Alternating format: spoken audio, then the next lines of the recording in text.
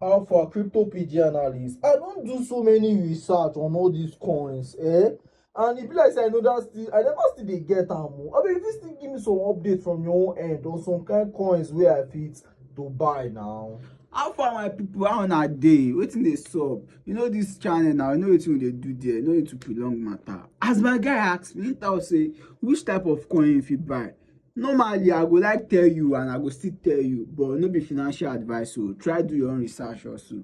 See, e get some coin wey be say you go buy, wey be say e go make you rich, just like the way Bitcoin take make some people rich. Shey you understand? All these coins they still dey under $100, $200, $300. I no go advise make you go buy Bitcoin now because Bitcoin don above $40,000, and this $40,000 fit be like 20 million or 30 million for your Nigerian money. Shey you understand? So for you to see that kind of money now, e go hard. So if you still get like 50k, 100k, all this coin wey I go advise you to buy, if you buy like all this Luna, Matic, ADA, BNB, Ethereum, Tatcoin, you still fit buy all those coins. You see that Luna wey I tell you so, omo, people wey buy am when they first launch the coin, omo, dem be big boy and big ladies now. Dem get money die because that coin get value and e get wetin dem dey use am for. You see that Matic too, dem dey build on top am too, and e get some token wey be say na gaming token, NFT token, and metaverse token. You see all this NFT, gaming, metaverse, I still dey come explain everything,